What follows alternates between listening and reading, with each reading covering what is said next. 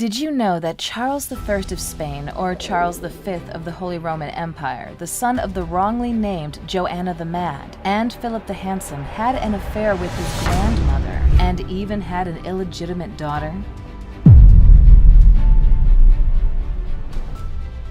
Today on Genius History, I'm going to tell you about the juiciest scandal in Spanish royal history. But first, let's set the scene. The Catholic Monarchs, Isabella and Ferdinand. Ferdinand was the King of Aragon and Isabella of Castile. When they married, they united their kingdoms, but each ruled their own territory. This marriage was not only a crucial political alliance for the formation of Spain, but also a defining moment in consolidating power on the Iberian Peninsula, marking a before and after in the country's history. This situation became even more complicated after the death of Queen Isabella the Catholic, because, as you know, the heiress was her daughter Joanna, wrongly called the Mad. We'll refer to her as Joanna of Castile, who was married to Philip the Handsome, who might have been called handsome, but handsome was nowhere to be found. Neither inside nor out, because he was a bad guy. The marriage of Joanna and Philip was also a strategic move, uniting Castile with the Burgundian territories, further complicating the European political map at the time. As I've mentioned in other videos, Philip the Handsome wasn't too keen on being the consort king of Joanna of Castile. He conspired with Ferdinand the Catholic to become king himself, incapacitating Joanna by claiming she was a little bit unhinged. Joanna's tragic fate, locked away in Tordesillas for nearly 5 decades, reflects the tensions and betrayals common in European courts at that time. On her deathbed, Isabella the Catholic had made Ferdinand promise he wouldn't remarry, but Ferdinand was obsessed with preventing Philip the Handsome from inheriting his kingdom after his death. The only way to avoid that was to remarry and have a male heir, who would surpass Joanna's dynastic rights due to the existence of Salic law. Salic law, a code that excluded women from the line of succession, was a point of discord and debate in many European monarchies. Meanwhile, Philip the Handsome conveniently died.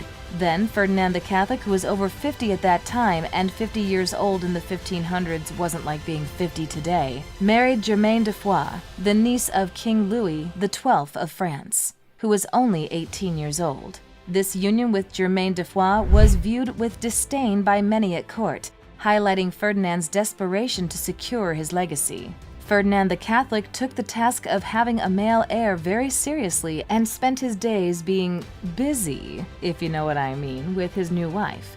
However, the man was already a bit worn out by age, so he started using some remedies of the time to boost his vigor.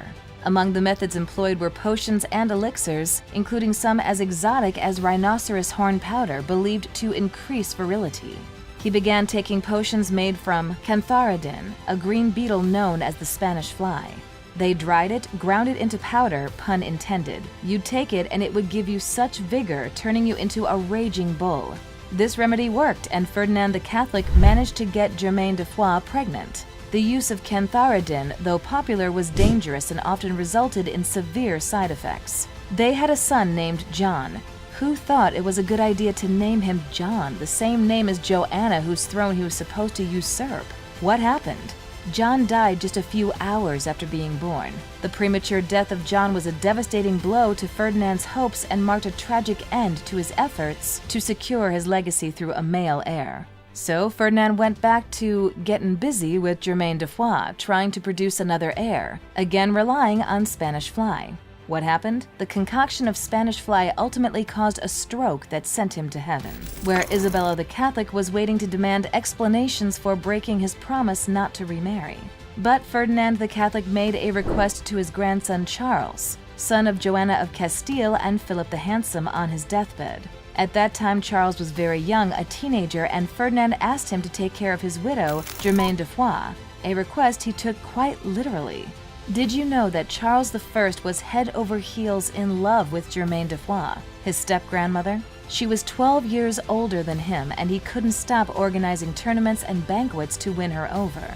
The two settled in 2 castles in Valladolid, connected by an interior wooden bridge so they wouldn't have to leave the palace to meet, as they became lovers. Their encounters bore fruit, and they had a daughter whom they named Isabella, after Isabella the Catholic. Isn't that ironic? Neither of them could acknowledge this child, as it would have caused a scandal, so they sent her to a convent to be cared for by nuns. Germain married twice more. Charles also married, and their romance came to an end. The trail of this child Isabella was lost until the death of Germain de Foix, when she left a pearl necklace to her in her will. This pearl necklace, which in this portrait is worn by Margaret of Parma, another illegitimate daughter of Charles, was seen in 1562. How did this necklace, from the supposed illegitimate daughter of Charles and his step-grandmother, end up around the neck of another of his illegitimate daughters? It's a mystery that remains unsolved to this day.